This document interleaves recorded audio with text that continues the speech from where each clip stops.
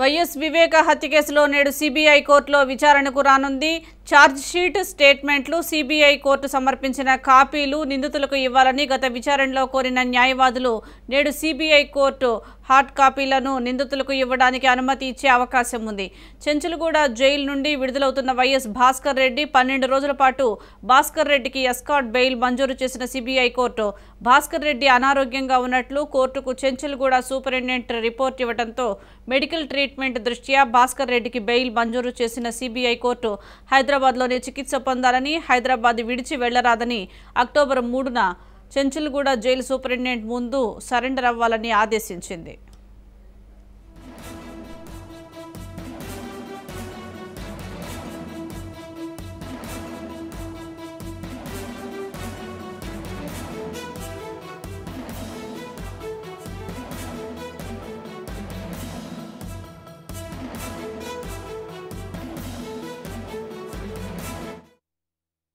YS వివేక హత్య కేసులో నేడు సిబిఐ కోర్టులో విచారణకు రానుంది.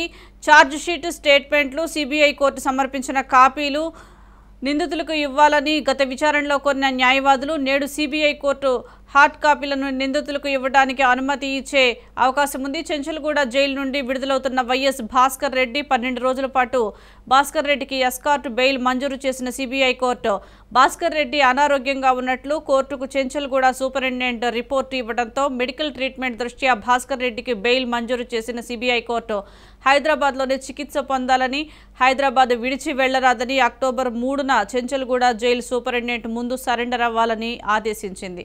దీనికి సంబంధించి పూర్తి సమాచారం మా ప్రతినిధి పవన్ అందిస్తారు. పవన్, వైఎస్ వివేక హత్య కేసులో నేడు సిబిఐ కోర్టులో విచారణ కొనసాగనుంది. ఎందుకంటే ముఖ్యంగా నిందితులకు సంబంధించి ఛార్జ్షీట్ తో పాటు స్టేట్మెంట్ పూర్తిగా కోర్టుకు సమర్పించిన కాపీలు కూడా తమకు ఇవ్వాలని చెప్పి కూడా నిందితుల తరఫున న్యాయవాదులు కూడా దీనికి సంబంధించి ఒక వాదన వినిపించారు.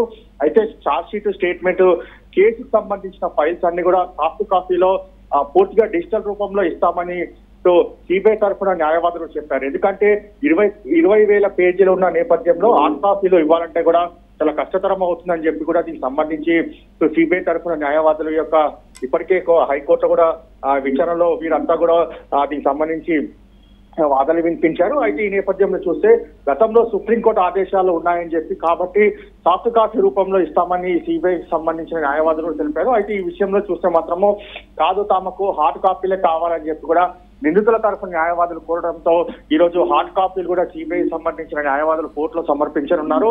అయితే మరోవైపు చూస్తే చెంచులగూడ జైలు నుంచి కూడా మరికొద్ది సేపట్లో వైఎస్ భాస్కర్ రెడ్డి కూడా విడుదల కానున్నారు. ఎందుకంటే 12 రోజుల పాటు తనకు అనారోగ్యంగా ఉంది, హాస్పిటల్లో ట్రీట్మెంట్ తీసుకోవాలని చెప్పి కూడా దీనికి సంబంధించి కోర్టులో ఒక పిటిషన్ దాఖలు చేయడంతో ఎస్కాట్ కు సంబంధించిన బెయిల్ కూడా మంజూరు చేశారు. అయితే హైదరాబాద్ విడిచి వెళ్లొద్దు, ఇక్కడనే ట్రీట్మెంట్ తీసుకోవాలి అని చెప్పి ప్రధానంగా ఇందులో కొన్ని అంశాలను కూడా పొందుపరుస్తూ సిబిఐ కోర్టు మధ్యంతరాలకు సంబంధించిన యొక్క ఎస్కాట్ బెయిల్ కూడా మంజూరు చేసింది. అయితే ఇందులో చూస్తే మాత్రము అక్టోబర్ 3న తిరిగి చెంచులగూడ జైలు సూపరింటెండెంట్ ముందు కూడా హాజరవ్వాలి. దానికి సంబంధించి పూర్తిగా అన్ని కూడా దీనికి సంబంధించి ఒక ఏదైతే షరతులు ఉన్నాయో వాటన్నిటి కూడా పాటించాలని చెప్పి కూడా వైఎస్ భాస్కర్ రెడ్డికి సంబంధించి కూడా సిబిఐ కోర్టు కూడా పూర్తిగా ఉత్తర్వులు జారీ చేసింది. Right, thank you Pawan.